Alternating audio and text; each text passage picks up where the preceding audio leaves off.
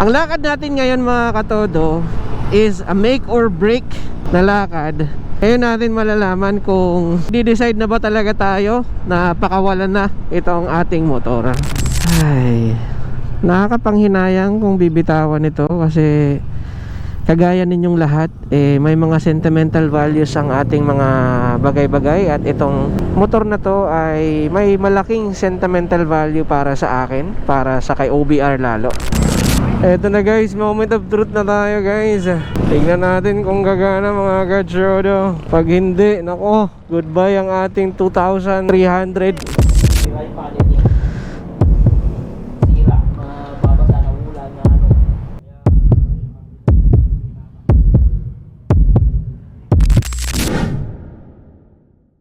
Sorry sa mga katodo, magandang umaga sa ating lahat, no? Guys, so ngayon lalakad tayo. Grabe yung dumi ng ating motor. Ipapagawa natin ang ating Honda Click kasi kung ating titignan, ayan, no? Blue screen lang siya at halatang may basa. So tignan natin kung mapapagawa natin to kasi from our previous vlogs, no, alam nyo naman na nagkakahalaga sa nasa around 5,000 plus yung panel gauge nya. So ito, ang problema nito is yung panel gauge lang talaga. Kita nyo may signal light pa naman both sides at yung high beam nya nakikita pa naman. Marami din tayong gustong ipagawa pero sana kasya sa budget natin. Kasi alam nyo naman sobrang higpit natin sa budget ngayon kasi may mga projects tayo. So pupunta tayo ngayon doon sa Moto Earth, sa pinagkakatiwalaan ng aking kapatid na mekaniko at tatry nilang ayusin to at sana magawa. Pero pag hindi, wala talaga tayong magagawa kundi bumili ng bago. Pero I'm still hoping para hindi tayo mapagastos, no? Samahan niyo ako guys, punta tayo ngayon ng Binangonan, Rizal. Ayun yung ating big bike, pahinga na naman yan ng isang buwan. Lagi na lang siya nagpapahinga ng matagal. Dasal muna tayo bago tayo bumiyahe para gabayan tayo. Alright, let's get it on. Ayan yung eksena dito sa amin mga katodo. So, nagkamali ka ng pasok, aatras ka talaga. Main road yan. Kasi napakaliit ng aming daan dito. Kaya, ang laking bagay din ng ating mga nag-a-assist dito, no? Ngayon lang hindi well coordinated kasi nakapasok na si kuya. Tapos napasok yung galing sa main road. So, mayroon at merong aatras sa kanilang dalawa. So ngayon, I'm so grateful na sasamahan tayo naman this time ng ating kapatid. Mahal na mahal ko yung aking kapatid at nag-iisa lang yan kasi dalawa lang kami. Siya naman ngayon ang sasama sa atin para ipagawa natin itong mga dapat ipagawa sa ating motorsiklo, no? Ang plano today, mga katodo, ipapagawa yung panel gauge at pag nagawa, all goods. Tapos isasabay na rin natin yung change oil and gear oil. Thank you. Dito tayo sa gilid kasi hindi naman tayo haharurot. Hindi tayo naka big bike. Pa-check din natin yung coolant natin. Alam ko parang sobrang onti na lang yung coolant nito. Tapos tignan natin kung mapapalitan natin itong grip, handle grip, kasi stock to, and then kapag ka umuulan naglulus na to, nagiging parang naiikot na to pag umuulan, and wala na rin siyang masyadong grip kasi nga itong ating Honda Click mga katodo 6 years old na po ito, no? Gusto ko sana rin ipabago ang ating side mirrors kasi nagandahan ako sa side mirror ng aking kapatid, guys. Nung una, 'di ba, yung comment ko hindi ako komportable kasi nga natama siya sa kamay natin kapag pag nagmamaneho. Ang worry ko is kapag mga emergency braking, baka mamaya sumabit yung ating kamay, hindi natin maiwasan. Yun yung iniisip ko. Baka mas lalong hindi tayo makapag-focus sa pag-emergency brake, no? Pero nung katagalan na napagtanto ko, na-adjust pala yun mga katodo, yung side mirror na yun. So pwede siyang angatan ng onte kasi preferred lang naman ng kapatid ko na gano'n ang pagka-situate nun. So pwede siyang i-adjust. So kung magkakaroon tayo, i-adjust natin sa tamang allowance para hindi natama sa ating kamay. Ang lakad natin ngayon mga katodo is a make or break na lakad. Ngayon natin malalaman kung pag nagawa ito magagamit pa natin siya sa mga susunod na mga taon, or magde-decide na ba talaga tayo na pakawalan na itong ating motor. So titignan natin, kasi honestly speaking guys, kahit sobrang luma na nitong motor na to, 2019 to purchase, kung titignan natin nasa ilang years na rin, di ba? So 6 years na rin ito mga katodo. Actually January to na purchase, so yun nga, ika 6th year na niya. And then kahit na ganoon pa man na may katagalan na at kalumaan na itong ating Honda Click, maayos pa rin naman siya manakbo. As in maayos pa talaga. Sa mga nakasubaybay nung ating pag big tires neto, binig tire na natin to. Umangat siya ng onte, but okay pa din naman. Walang issue sa patakbo niya.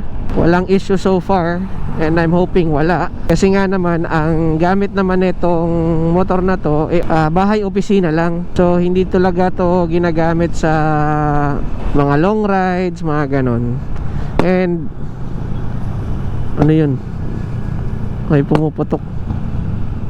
Sa atin ba yun? Kakasabi lang na walang aberya tapos pumuputok. Hindi naman ata sa atin.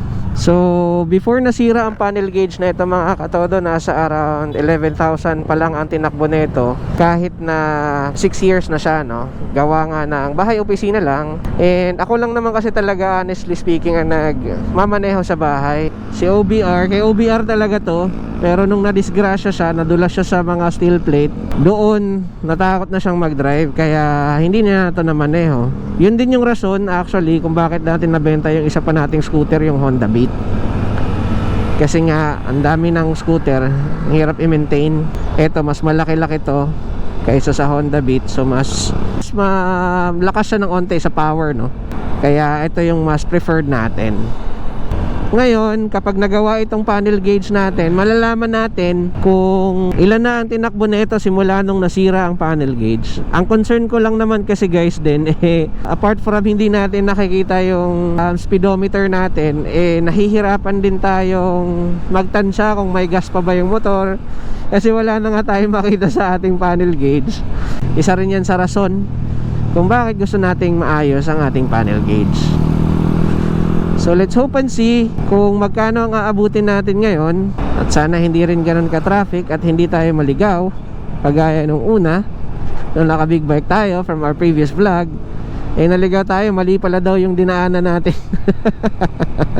Sa mga hindi pamilyar sa lugar na to, marami ang nagbebenta dito na pato.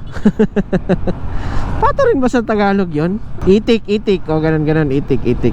Pato sa Bisaya Kaya marami din ng mga sasakyan kung nakita nyo kanina. Itik, manok, itlog, yan, yung area na yon.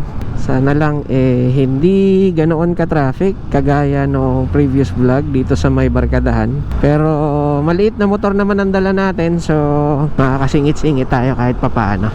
Itong paglabas natin ngayon mga katodo, bago ito para sa ating Honda Click, no?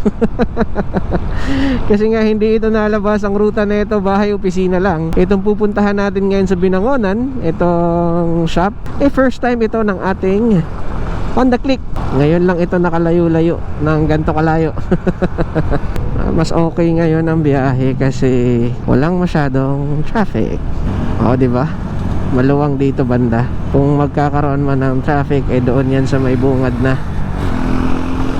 Pero at least dito maluwang. Nga pala guys, sa mga maalam sa scooter, no, anong version ba tong Click ko na to? Kasi hindi ko alam kung version 1 o version 2. 2019 to purchase, no? January of 2019 siya nabili.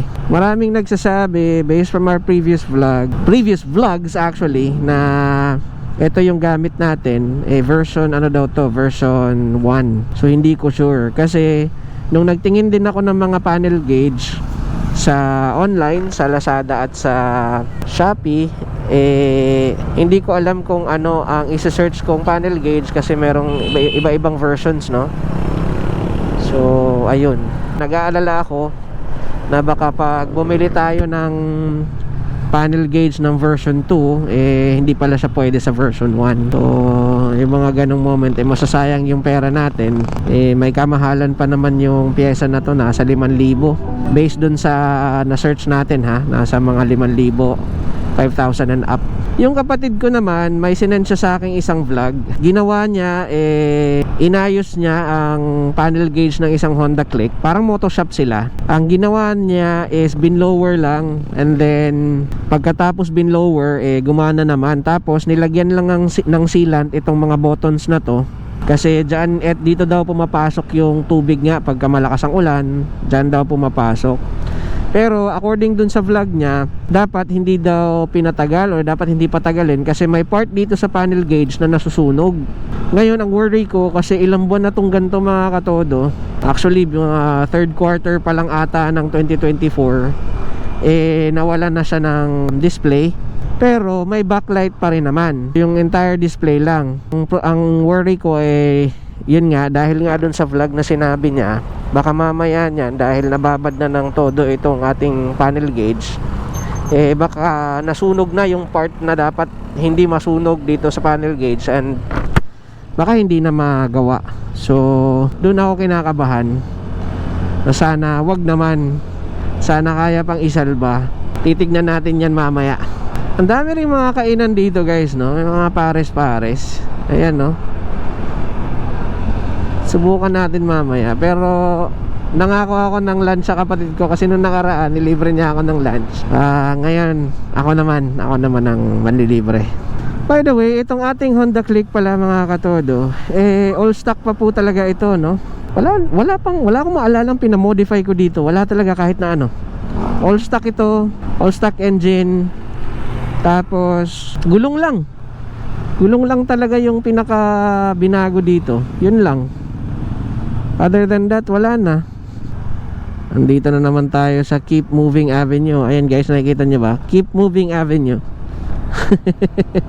Akala ko nagbibiro lang si Google Maps nung unang pagdaan natin dito. Bay talagang Keep Moving Avenue pala talaga ang pangalan ng avenue na to. Dito banda yung may sumigaw sa atin ng BAMA! Galit si kuya. Doon sa previous vlog natin guys, kung natatandaan nyo, sumigaw si kuya, BAMA! Ay, nakakapanghinayang kung bibitawan ito kasi kagaya ninyong lahat, may mga sentimental values ang ating mga bagay-bagay, at itong motor na to ay may malaking sentimental value para sa akin, para sa kay OBR lalo. Kasi ito yung first purchase niya ng vehicle talaga. Sa akin naman is that, you know, ang daming mga shared moments itong motor na to. Marami kaming pinagdaanan sa biyaheng patrabaho specifically, kasi yun nga, doon at doon lang din naman ito nagagamit. Pero you know, every time that you spend with someone is a moment to always remember, di ba? Itong sasakyan na to, malaki ang naibigay sa ating mga memories, or naidulot sa ating mga memories. Diretso tayo, kumanan tayo dyan nung nakaraan, pero this time diretso daw tayo pa SM Angono, sabi ni Utol. Sundan na lang natin. Saan ka yung pa SM Center? Angono, ito na nga, SM Angono. Dapat nasa kabilang side tayo na ito SM Angono. So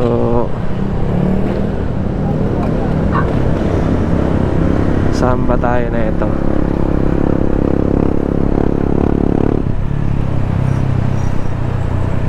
Ay, ang layo nga ng inanuhan ko.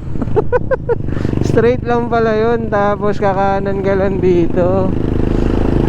Grabing pag-iwas naman sa akin ni Google Maps nung mga panahon na yun. Ang tindi naman nun. Ang layo pa talaga nung pinag-anuhan sa atin. Yan, dito tayo sa gilid. Mag-ingat tayo dito sa mga steel plate. Dito na disgrasya yung kapatid ko kasi may mga ginagawa dyan guys. Yan yan. So marami dyan ang naka steel plate. Dalawa sila, si OBR na disgrasya sa steel plate, kapatid ko na disgrasya sa steel plate. Kaya ako ngayon, ako yung na-trauma para sa kanilang dalawa. Nakakata-cute. Dito tayo kasi kakaliwa tayo sa may bandang 7-Eleven. Yan, dito tayo kakaliwa para makaikot tayo doon sa kabila.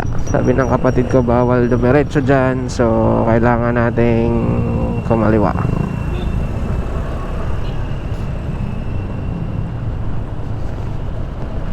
Bukas na ang shop nila. Meron ditong papasukan para makaikot doon sa kabila. Tayo. Ayan. Oh Brad, tama ah. Sinunod ko lahat ng sinabi mo at tama. Hindi na ako nag-waste. So dito tayo. Tapos ayan na yung aking kapatid. Sakto. So guys, andito na tayo. Babalikan ko kayo mamaya. Try natin munang ipagawa. At may enforcer dito sa gilid. Nakakatakot si sir. Alright, see you guys.